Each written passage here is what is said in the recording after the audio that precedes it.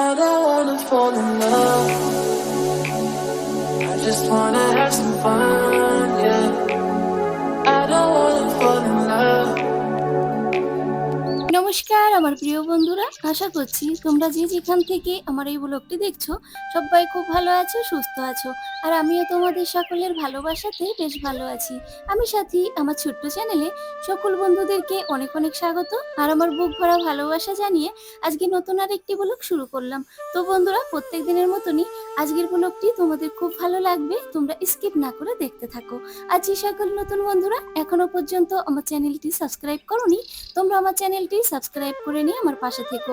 আজ তো সোমবার, ওই জন্য সকাল সকাল ঘুম থেকে উঠে বাড়ির সব কাজকর্ম করে ছেলেমেয়েদেরকে টিফিন বানিয়ে প্যাক করে দিলাম। ওরা স্কুলে যাওয়ার জন্য বেরিয়ে পড়েছে। আর এদিকে ছাদে দাঁড়িয়ে মেয়েদেরকে দেখছি, দেখো উপর থেকে কত ছোট ছোট দেখাচ্ছে ওদেরকে। বড় আজকে দেরি করে ঘুম থেকে উঠেছে, উঠে ব্রাশ করতে করতে দুধ আনতে গেছে। প্রত্যেকদিন তো সবার আগে উঠে সবাইকে ডাকাডাকি করে যে ওঠো ওঠো, আর আজকে আমি ওনাকে ডেকে তুললাম। এখানে ঠাকুরের সিংহাসনটা মুছে নিয়েছি, ঠাকুরের যত বাসন আছে সবগুলো আমি বেসিনে রেখে এসেছি, ওগুলো ধুয়ে মেজে নিয়ে আসতে হবে। আর আমার কিন্তু চান করা অলরেডি হয়ে গেছে, তো এখন সবকিছু সাজিয়ে গুছিয়ে নিয়ে ঠাকুর পুজো দিয়ে দিচ্ছি।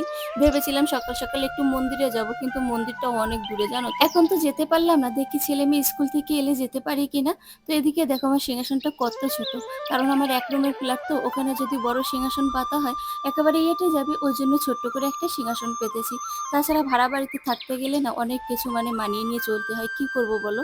আমি যা চাই সেটা তো আর হতে পারে না আমার মনের মতন।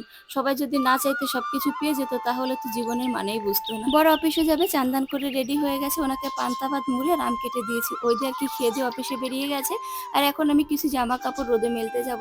এই জামা কাপড়গুলো কালকে ধুয়েছিলাম, ওয়েদার খারাপ ছিল, শুকায়নি, হালকা হালকা ভিজে আছে, তো গামলা ভর্তি করে নিয়ে যাচ্ছি। আজকের ওয়েদারও সেরকম ভালো নয়, আকাশ পুরো কালো মেঘে ঢেকে রয়েছে।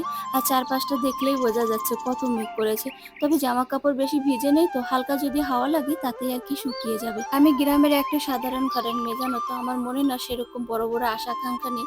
তবে হ্যাঁ, সবার মনের আশা থাকে যে আমার একটা বাড়ি হবে, ঘর হবে, সেখানে স্বামী সন্তান নিয়ে সুখেতে সংসার করব। কিন্তু কি বলতো, ভগবানের আশীর্বাদে যা আছে কোনো মতে আর কি সংসার চলে যাচ্ছে, কোনো কিছুতে আমাদের আটছে না। তবে শুধু খেয়ে পরে বেঁচে থাকাটাই জীবন নয় জানো তো, মনের যদি সকালাত পূরণ না করতে পারি তাহলে জীবনটার কোনো মানেই হয় না। শ্বশুর বাড়ির দিক থেকে যদি আমাদের একটুখানি সাহায্য করতো তাহলে আমাদের এত কষ্ট করে এই দিল্লির বাড়িতে পড়ে থাকতে হতো না। অনেক কষ্ট দুঃখ সহ্য করে আমরা এখানে পড়ে আছি শুধু আমাদের সন্তানদের মুখের দিকে তাকিয়ে, কারণ ওদের ভবিষ্যৎ নিয়ে তো আমাদের ভাবতে হবে, শুধু নিজেদের কথা তো ভাবলে হবে না। ওরা যদি ভালো করে পড়াশোনা করে কোনো কিছু করতে পারে তাহলে তো আমরা গর্বে বুক ফুলে বলতে পারবো হাজার কষ্ট দুঃখ সহ্য করেও ছেলে মেয়ে দুটোকে মানুষের মতো মানুষ করে তুলতে পেরেছি, নিজেরা নিজেদের পায়ে দাঁড়াতে পেরেছে। যাই হোক, এখন মোটামুটি 1:30 মতন বাজে, ছেলে মেয়ে স্কুল থেকে চলে এসেছে। আর আমার বাবা বাড়িতে এসে খাওয়া দাওয়া করে চলে গেছে পাশের বাড়িতে। ওই দেখো ছাদের উপরে বসে আছে, ওখান থেকে হাত উঁচু করছে আর আমাকে চিল্লি চিল্লি ডাকছে। ছোট ছোট দুটো বাচ্চা আছে, ওরা ওদের সঙ্গে চেল্লাচ্ছে। আর এখানে আমার বাবা প্রিন্সকে নিয়ে কোলে করে দাঁড়িয়ে রয়েছে। বড় আমাকে অফিস থেকে ফোন করেছিল, ঝটপট করে রেডি হয়ে নাও, তোমাকে নিয়ে বেরোবো। ওই জন্য আমি রেডি হয়ে ওনার সঙ্গে চলে এসেছি। আর এসে সোজা চলে এসেছি উনি মাছের দোকানে। একদিন এখান থেকে মাছটা নিয়ে বড় লোভ হয়ে গেছে, কি দারুণ টেস্ট।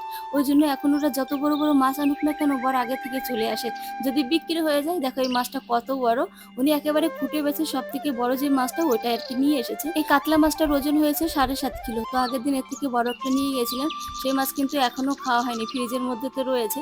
তো এই ছেলেটা না ভালো করে কাটতে পারে না, ওই জন্য আমি দাঁড়িয়ে দাঁড়িয়ে ওকে ডিরেকশন দিচ্ছি যেরকম করে কাট। দেখো এই লোকটা কত স্পিডে মাছের আঁশ ছাড়াচ্ছে। যাই হোক, একে কাটতে দিলাম, সেরকম ভালো কাটতে পারেনি, তাই বললাম কি যে তোকে কাটতে হবে না, বড় বড় টুকরো করে দিয়ে আমরা বাড়িতে নিয়ে ইচ্ছা মতন কেটে নেবো। বাড়িতে যখন ভালো মন্দ কোনো কিছু রান্না করা হয় তখন আমার শাশুড়ি মার কথা না খুব মনে পড়ে। উনি যদি আমার কাছে থাকতো তাহলে একটুখানি রান্না করে মনের মতো পাশে বসে খাওয়াতে পারতাম, কিন্তু আমার ভাগ্যটা এতই খারাপ, শ্বশুর শাশুড়িকে সেবা করার মতন সৌভাগ্য আমার কোনোদিন হলোই না। এই কি ব্যাপার শোনা? কি কি ব্যাপার? এই যে এইখানে মাছ, এইখানে এত মাছ, এই পলিথিনটার মধ্যে কি ওইটা ভিতর? এই পলিথিনের মধ্যে আছে ছোট ছোট কি মাছ বলে এটাকে, খয়রা ইলিশ। খয়রা ইলিশের বাচ্চার মতো মনে হচ্ছে দেখেন। ও বাবা, এর মধ্যে একটা চাঁদা মাছও আছে, এই দেখো। এই মাছগুলো নাকি খুব টেস্টি খেতে। যাই হোক, তারপরে এই যে এর ভিতরে যে এত মাছ, কি ব্যাপার? এত মাছ মানে কি আমি তো বুঝলাম না। এত মাছ খাবো তাই নিয়ে এসেছি।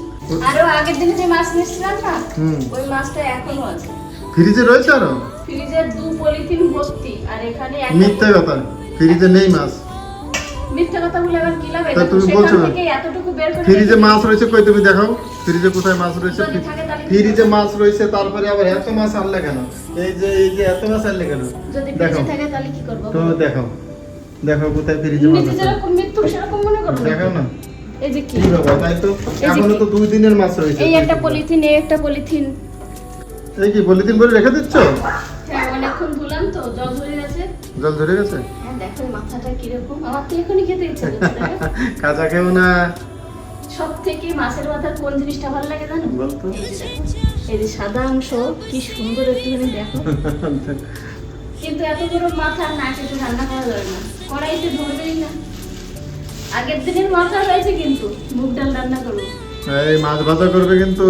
মাছ ভাজা করবো বলে এই যে বের করে রেখে দিয়েছি আগের মাছ। আগের মাছগুলোই খাই, না হলে ওর টেস্ট খারাপ হয়ে যাবে। ফ্রিজে বেশি দিন রাখলে না টেস্ট খারাপ হয়ে যায়। এত বড় বড় মাছ কিনে যদি টেস্টই না পাই। তো বাধ্যতামূলক আমাদের কিনতে হলো, তাছাড়া বড় মাছ পেলে তো আমরা মিস করি না, নিয়ে আসি সঙ্গে সঙ্গে। আস্তে আস্তে আসতে কি এ কি ব্যথা লাগে নাকি? তাই তো তুমি এরকম করে ঠাসাঠাসি করছো।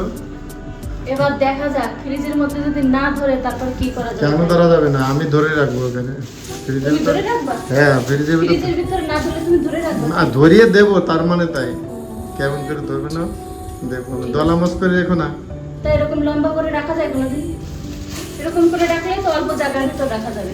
এক একটা করে এমন করে রাখবে, এক এক দিনে এক একটা বার করবে, এক এক দিনে এক একটা রান্না করবে। এই একদিনে এত মাছ লাগবে না, অনেক। তাহলে তুমি কেটে কেটে রাখছো না কেন? পুরো মানে 1 কিলো। তা আমি এতগুলো পলিথিন কিসের জন্য বানাবো? তাহলে বেশি বেশি খাবো। এই দু হাত পা। এই কোথায় নিয়ে যাচ্ছ? বিশাল ভারী। কোথায় নিয়ে যাচ্ছ তুমি?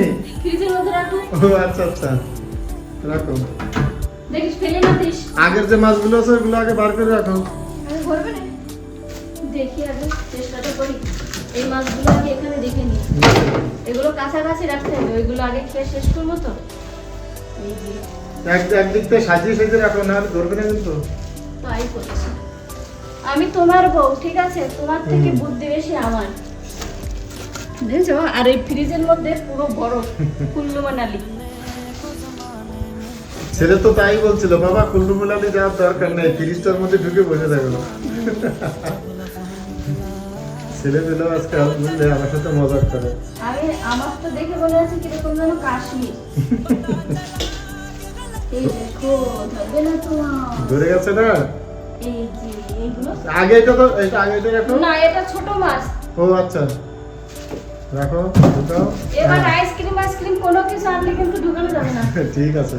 এই দেখো, এইটাই ঠাসাঠাসি করে ঢুকালাম। তোমাকে একটা ডিপ ফ্রিজ কিনে দেবো, বুঝলাম? হ্যাঁ, বুঝলাম।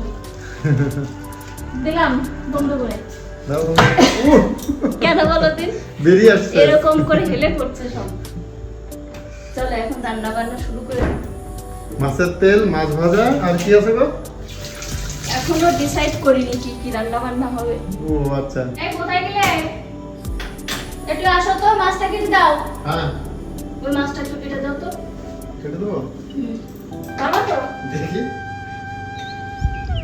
কপিস করবো। বড় বড় করে কাটো, দেখো কপিস হয়। 1 2 5 পিস। 5 পিস করো।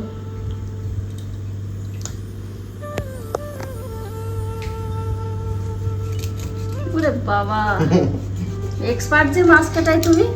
আমি আগে কি কি বলে না, সার্পের না কি বলে, কি ছিলে? সার্পে? আর ওই হোটেলে তারা কাজ করে, শেফ। শেফ। আমি আবার ভালো ইংলিশ বলতে পারি না। মোটা হাত কাটা আছে না, বুঝলে? ব্যাস। এরকম করে সারি সারি দিয়ে কাটলে? হাড্ডিটা রয়েছে এর ভিতরে, মোটা হাড্ডিটা। মাছের হাড্ডি? তুমি ভালোবাসো মাছের হাড্ডি খেতে? হ্যাঁ, আমি মাছের কাটা খেতে খুব ভালোবাসি। সুন্দর পিস পিস করে দিয়েছে, দেখেছেন? কাতলা মাছ। তুমি এত সুন্দর লোক, দেখতে কত সুন্দর, সব কাজে এগুলো কেটে দেবো না একটু? সব কাজে এক্সপার্ট হবা তো। এটা মাছের তেলটা দেখো কত সুন্দর। মাছের পটকা, ওরে পটকা বলে। হ্যাঁ, যাই হোক, এগুলো একটু কেটে একদম ছোট ছোট করো দেখি। দেখো। দেখে সেই এই। ওরে কি বলে টিটো? স্কুট না এই কি বলে? তুমি যা বলছি তাই শুনো। হ্যাঁ? এটা স্কুইড। কি গো? বর যতক্ষণ বাড়িতে থাকে ততক্ষণ আমাদের মধ্যে হাসি মজা খুনসুটি চলতেই থাকে। ওই জন্য অফিসে গেলে না ওনার মন লাগে না, শুধু ফোন করে আর বলে তুমি আমার কাছে চলে এসো, আমার সামনে বসে থাকবে, এরকম পাগলের মতন কথা বলে জানো তো। ভেবেছিলাম অনেক কিছু রান্না করব, কিন্তু বাজার থেকে এসে পুরো ক্লান্ত হয়ে পড়েছে, আর খুব গরম তো কোনো কিছু করতে একদম ভালো লাগছে না। বর আমাকে বলছে চান করে ঘরে এসি চালিয়ে ওখানে একটুখানি রেস্ট করো কি, ততক্ষণ বাদ বাকি যত রান্না বান্না আছে আমি কমপ্লিট করে নিয়ে আসছি। তো আমি ওনাকে বললাম না গো, আর একটুখানি তো বাকি আছে, পুরো রান্নাটা কমপ্লিট করে নি, খেয়ে দিয়ে তারপরে তো এমনিতেই ঘুমোতে হবে, তখন রেস্ট হয়ে যাবে। তাছাড়া আমার বর যদি পাশে থাকে তাহলে কোনো কাজ করতে আমার অসুবিধা হয় না, কখন যে কাজটা কমপ্লিট হয়ে যাবে নিজেই বুঝতে পারি না। তো এখানে দেখো আমার ভাত রান্না হয়ে গেছে, মানে ভাতের মার গেলে নিলাম, আর ওদিকে যা যা রান্না বান্না করার ছিল সবকিছু কমপ্লিট হয়ে গেছে। এখন চান দান করে বসে গেছি খেতে। আজকে আমাদের মেনুতে আছে মাছ ভাজা, মাছের তেল ভাজা, দুপুরের একটু কচুমুখী দিয়ে মাছের ঝোল ছিল। মাছের তেল ভাজা, মাছ ভাজা, তার সঙ্গে কাঁচা লঙ্কা যদি ভাজা হয় সত্যি মনে হয় কিরকম যেন স্বর্গ হাতের মুঠোতে পেয়ে গেছি। আমার এত ভালো লাগে, আর এক থালা ভাত খেয়ে ফেলতে পারি এক নিমিষে। তোমরা কে কে আমার মতন মাছ ভাজা, মাছের তেল ভাজা দিয়ে ভাত খেতে পছন্দ করো অবশ্যই কমেন্টে জানিও। আর হ্যাঁ বন্ধুরা, তোমরা যে তোমাদের মূল্যবান সময় নষ্ট করে আমার ব্লগটি দেখেছো, তাই আমার তরফ থেকে আন্তরিক প্রীতি, অনেক অনেক ভালোবাসা। এভাবে আমার পাশে থেকো। আর তোমরা কোথা থেকে ব্লগটি দেখছো কমেন্টে জানাতে ভুলো না কিন্তু। আর বন্ধুরা, তোমরা যদি এখনো পর্যন্ত আমার এই নতুন চ্যানেলটি সাবস্ক্রাইব করে না থাকো, ঝটপট করে চ্যানেলটি সাবস্ক্রাইব করে নিয়ে পাশে থাকা বেল আইকনটি প্রেস করে অল করে দাও তো। তাহলে আমি যখন কোনো নিত্য নতুন ভিডিও আপলোড করব সঙ্গে সঙ্গে তোমাদের কাছে নোটিফিকেশন পৌঁছে যাবে, আর সবার প্রথমে তোমরা ভিডিওটি দেখতে পারবে। সবাই ভালো থেকো, বাই।